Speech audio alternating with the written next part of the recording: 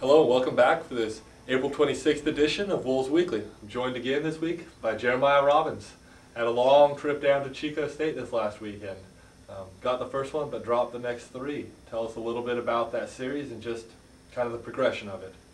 Yeah, we came out of the chute there with Mike Ward throwing that game one, and I thought he did a very good job of getting the quality pitch when he needed to get it, and just kind of held those hitters at bay a little bit for them. And I thought our hitters responded very well. We did strike out a little bit, but the Gleason kid, I'd say I've seen a lot of right-handed pitchers in this region, and he's the best one I've seen yet. Him and the Shibuya kid down at UC San Diego, those two guys are just competitors on the mound, and when they need their big pitch, they get it. So I was really impressed by his effort and the way he competed on the mound. And, it was a great game to watch, definitely. Probably not a great game to listen to if you're a Wolves fan, because it was a bit nerve-wracking, but to see our kids stick through it and come out on the good side was a positive way to start our weekend. That being said, we go into day two with the doubleheader, and the Edelbrock kid, we just didn't have an answer for him. He pitched very, very well, kept us on our heels all day. Very confident pitcher, and strutted his stuff. I mean, he was good. Keatsman, he did a good job too of holding their guys at times, but we had to have an answer offensively, and it's kind of the story of our last three games. We couldn't come up with an answer offensively. And it was disappointing to get to go 1-3 against them. We had some good individual performances. Jason Mosby, I thought, had a pretty good weekend. But as you're looking at teams and looking at a series, you need to have a complete team effort to take 3 out of 4 or win all 4. And we just didn't have it this weekend. Chico State, they got hot on day 2 and they stayed hot the rest of the weekend. They're a very good club. Being 4th in that CCA, that's definitely not where they belong. They're one of the top 2-3 teams in that league. Very good club, very well coached. They did it right all weekend, and not saying we didn't do it right, but we just needed to have some answers for some tough pitches, and it didn't happen for us. Kids stayed with it, though. They definitely competed to the very last out. As we look at the rest of our season, we got to work off of this, and now we start preparing for Central Washington. Talk to me a little bit about your scheduling too. You obviously challenge yourself because this was supposed to be your bye weekend in the GNAC, but you go down to play the CCA team, which is now, I believe, your 13th overall game against the CCA. 4 of them come against UC San Diego, who's #1 in the region. Sonoma State regional playoff team last year. Pomona, who started off very hot, and now Chico State. Tell me a little bit about why you go down to challenge your guys like you do.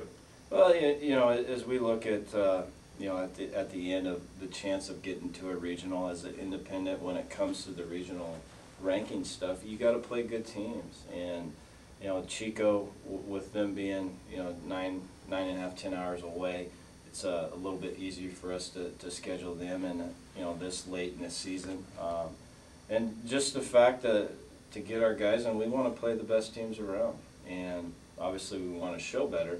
But the fact of our guys, and they get excited about it when they see those teams on the schedule, and for our recruiting side of it, of giving our guys the best stage to perform on.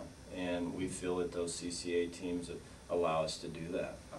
It is a tough grind. I mean, that's 13 games on the road against some very, very good clubs. So, as us as a coaching staff, we need to prepare our guys better, and we look forward to doing that for next year. Well, this week you shift back to the GNAC conference. You guys are up 4.5 games with 8 games to play, and Central Washington comes to town for a 4-game series this weekend. Tell me a little bit about Central Washington, and then let's talk about a couple of special activities you have going on, one on Saturday and one on Sunday. Absolutely. Central Washington, a club that's kind of had an up and down season. They're a different club. I don't know what's going on up there, but their record definitely doesn't show the talent that they have on that club. They can beat you any day out. We've got to come focused. We've kind of, we got punched in the face this weekend. We got to get back up and get ready to go against Central Washington, because I definitely know that Central Washington is not going to feel sorry for us for losing 3 out of 4 to Chico State. They're excited about that.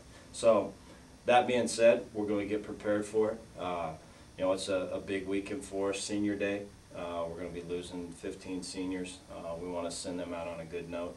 And with the Dugout Club BBQ that we'll talk about. And, you know, it's a special weekend. It's our last home series. We want to, you know, have an opportunity to lock up a league title, I believe, and go out there and fight and compete like Wolves baseball knows how to do. And we will respond after dropping these games. We'll be better this weekend, and we look forward to the competition. Give me a couple more details about that Dugout Club BBQ. Dugout Club BBQ, we started this last year where people make a donation to our program, and we want to give back to them. So we have a barbecue, and one of my parents, Steve Nobles, is donating some meat for us, and you know, my brother and my family help cook up the barbecue and grill it up, and we use the Traeger grills, obviously, to support the Traeger family and what they do for our football here. So it's a neat weekend. People that aren't in the Dugout Club are welcome to come to it. It's kind of just to relax a little bit after a doubleheader and get to know our kids, get to know the coaches, and just kick back and have a sandwich and some beans and just relax. And it's a good weekend. It's fun. We have some alumni coming back. You know, to just kind of show people what our program's about and that we want to give back to the people who give to us.